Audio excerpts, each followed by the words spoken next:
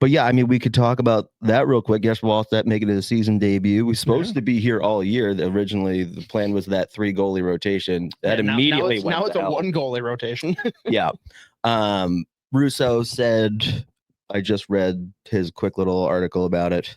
According to a team source, Gustafson's just dealing with some lower body soreness, nothing major, isn't expected to miss a ton of time, but good opportunity to get Wallstedt his first game again. Lower body soreness. Yeah. That hits different, like compared to lower body injury, upper body injury. Yeah, like lower body soreness. Oh, and it's 2-1. Okay, That's great. not great. I was just about to say Wallstedt's looked pretty good. I mean, realistically, that the first goal from Olofsson, not Olofsson, that was a rip. Again, power play, which the power play, again, should never happen because he was just going to catch the puck. But so far, 15 saves and 17 shots. Obviously, again, supposed to be a 3 goalie rotation. That was a bad turnover from Faber. But AHL season really not going as expected for Wallstedt, who I just realized, by the way, I've just remembered, it's so crazy to me that he's the all-time wins leader in Iowa for goalies, which is nuts to me. I just read that because I was going through his stats on the AHL page. He's their all-time leader in wins, which is crazy. Which I think he doesn't even have a ton, obviously. It's crazy, dude. Now It'd be funny if I got Iowa Wild, though. That doesn't include going back to like Houston Arrows records, right? Right, I would imagine. So that at least makes it a little more reasonable, but that's still it's just weird. He's not had, weird, like 1 season and a little change. Like that's crazy. Yeah, it's like I guess 2 and change now. 2 and change, yeah. But I mean, this year, a very rough start for him in Iowa, obviously. And eventually they gave him some time off just to work with their goalie coach, get back down to basics. And he's been really good the last 2 starts. He's coming off a shutout in his last start in Iowa.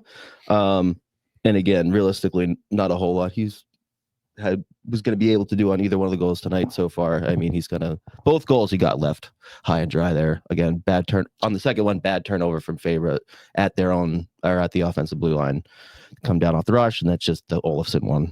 Power play never should have happened, but that was an absolute rip. But looks good so far, looks comfortable. And Travis Dermott, who they just picked up on waivers, he's making his debut. I think he played only like 3 minutes in the first period. Yeah, I mean, hasn't got a ton of ice time. Looks fine, but more depth. Not a bad. Anytime you can pick up a guy on defense, especially in Minnesota, where everyone's injured. Well, and anytime you can pick up, Declan Chisholm off waivers for free. Wild just do okay with defensemen on waivers. Yeah. And if they get a stallion like Rem Pitlick off waivers, they just throw him right back onto it. Yeah. In Dermott's history, it's just been interesting. Like his first few years, he was looked at as like a potential future, like maybe like number 4 in Toronto. Things eventually went south there, went to Vancouver, went to Edmonton. Last couple of years have not been great for him. But again, going south in Toronto, many don't know that Toronto is actually south of us right now. Here in the Twin Cities. That's breaking my brain. I don't know. I don't really know what to do with that. I don't like it. I had to throw that out because I knew that you were gonna be a little thrown off by it. Yeah, it's really that's good. No, Toronto is south of the Twin Cities, which is just hilarious. I reject that. I also completely forgot that he was also in Arizona last year. I played 50 games in Arizona. I think most people have kind of forgotten about it at this point. Yeah, sadly. Yeah, exactly. But I mean, a guy's played over 300 NHL games. Who knows? He's not going to be playing every game, probably, I would imagine. But I mean, with the injuries right now, which we could talk about that right now. If he is playing every game, problem. That's a big not because he's a problem, but that just means that we aren't healthy. Yeah. Which absolutely not. They are not healthy at all. Yeah, thanks a lot. Yeah, unbelievable. Last episode, we were talking about the most important guys to not lose to injury. Literally, and this goes to, and we can keep talking about how much of a mush I am just in general. I show up in Minnesota after mentioning that Jake Middleton is sneaking into like top territory for me for like most important guys to not get hurt. Literally first shift against Edmonton, catches a puck out of midair, down the tunnel. Now he's out. He's on long-term IR, so he's out at least a month. So I am just an absolute mush. They proceeded to get the absolute wheels beat off of them by Edmonton, which, as annoying, as terrible as that was, it was so fun to watch McJesus and Draisaitl go full pelt in person. That was unbelievable. Like Draisaitl in that first period was a menace. It was incredible to watch. I always forget how big he is. Like, he's tall, but he's also just like, I mean, that is a big boy. And that paddle is, that stick he uses, the absolute beaver paddle is it's almost as jarring as seeing the knob on Mark Stone's twig in person. He uses like 18 rolls of grip tape. Seeing that in person is always nuts. But yeah, it was very fun, even though it was at the expense of like the soul, the self-esteem of the Minnesota Wild. But just seeing them in person just rip another hockey team apart single-handedly was incredible to watch. You tell me if I'm out to lunch on this, but Leon Draisaitl is a guy that perplexes me in the fact that he's a guy whose wires cross quite regularly, but he plays like kind of more like the skilled player that goes rat and just starts like hacking and like being a little bitch. Whereas if he really wanted to go full fuck you mode, like he could hurt people. And he just like doesn't really have that in his game. Like if I missed it, I feel like I've never really seen him throw his weight to the extent he should. Yeah, no, he usually just does a little like whacks of the ankle and shit like that in the hands. I don't like that when it's a player that can throw the weight around. But yeah, at the same time, he's one of the best players in the league. Just puts up 100-point seasons with ease. Like just decided like after 3 or 4 years in the NHL, he's like, I think I'm going to score 60 goals a year. Yeah. That shot like from no angle, that like half one timer, half snapper, that he just puts shelf every single time is sick. Dude, I gotta though give credit to one of my personal favorite players. This is more of like a deep cut. Like he was a good player, obviously, but most people would probably be surprised to hear this name. I loved Mike Camilleri. Oh yeah. And that guy was the king of posting up at the bottom of the circle. And if you get him the puck right, it's going top corner. It is. There's just no question about it. I forget what year it was, but he scored in like the first minute of a playoff game against Pittsburgh. Which team was he on? He was on the Canadiens. Okay. And he just like slowly that was like entered early the zone. Teens. That would have been probably like 11 or 12. Yeah, that sounds right. Dude, there's one goal and it was in the Bell Center, like first shift, and he just went shelf from deep. And it was like, usually those shots you're expected to make that save, but like there was no chance. He correct me if I'm wrong, he was very small. It wasn't a big dude. He at least looked tiny on the ice. A lot of people aren't aware. My God, could he generate power? I don't know why this came up, but I had friends who, for whatever reason, threw this out as a trivia question. At the time, he was one of like, I think 3 or 4 Jewish players in the league.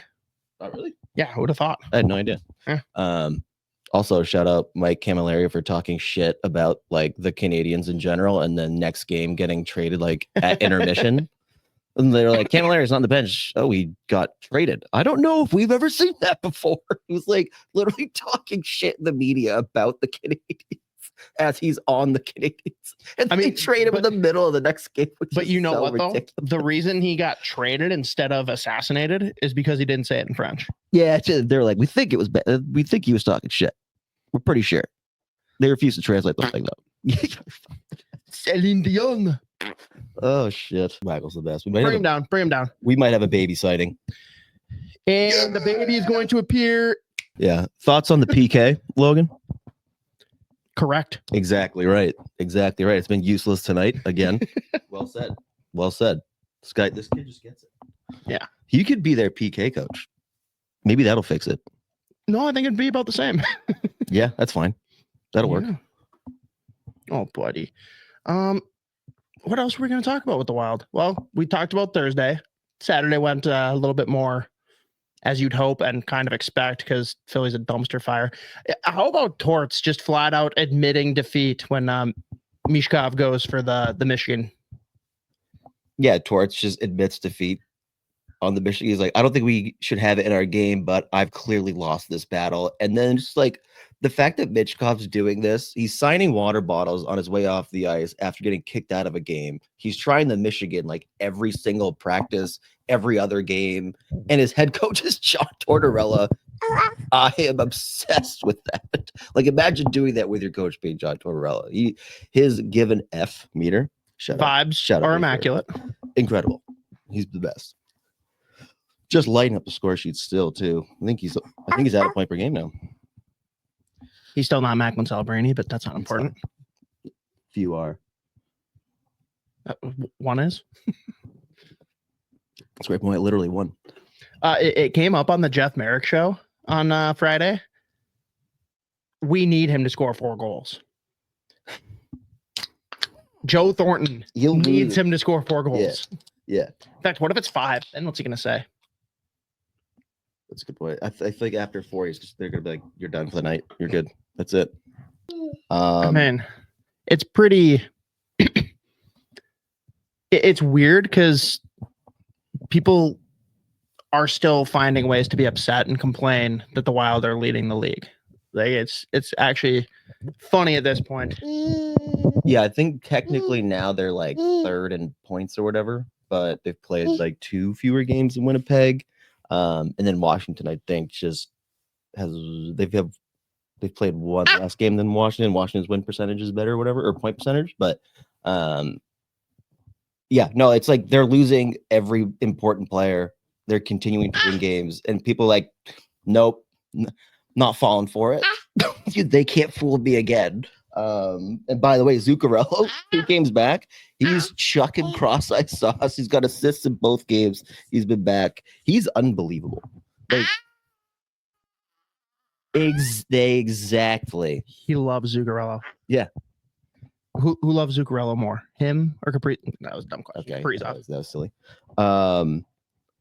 But I mean, dude, I don't understand how he's just continuing to do it. Again, another great point from our guy. He's going with that mic.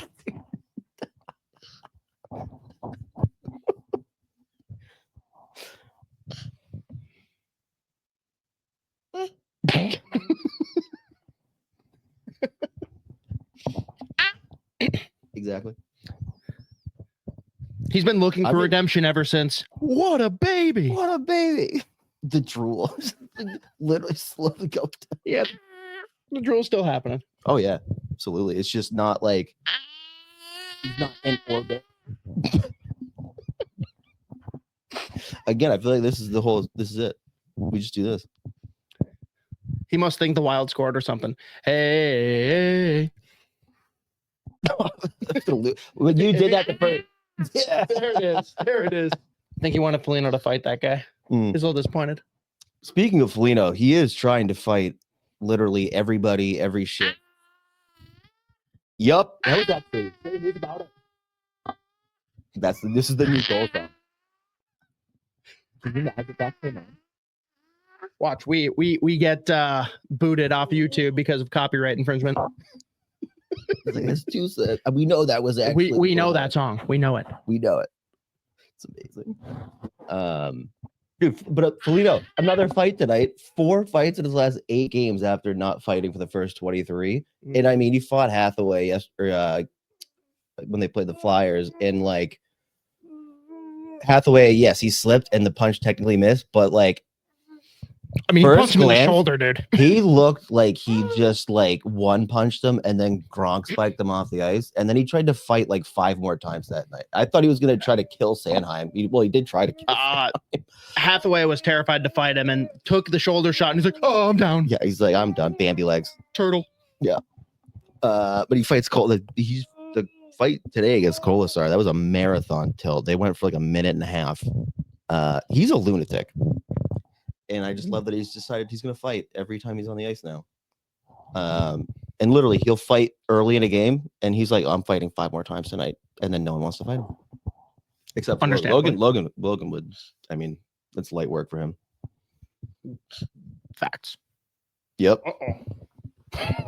Oh, and 2-2. Kirill, again, tied for the league now with 22 goals. Yeah, you just wanted to get up and celebrate the goal. Well done. All right, I think that's it for the episode. I don't know what else we can do to top that. I don't think anything. Ah! Damn, I thought we would give one more.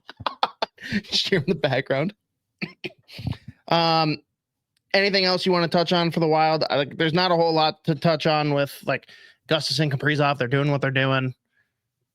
Both of them should be leading their trophy races. Yep.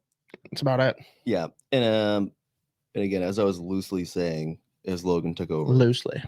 Zuccarello back. Literally. Yeah. It's all set down there. No issues. Already assists in both games. He also that cross or that like stretch pass to Foligno tonight against Vegas was outrageous. Unfortunately, obviously Foligno didn't capitalize, but like a ridiculous pass. Obviously. Well, yeah. I know you're saying that because it happened. So Yeah. obviously, but like it comes off as like, yeah, we knew he wasn't going to fucking score. No chance. But I mean, always good to get another guy back, especially as we were talking with Middleton going out. Ericsson's still out. What's Lauco the also getting replacement hurt. for Middleton? Zuccarello. Yeah, exactly. Just let him just triple shift them. Yeah, like they do with Kaprizov half the time.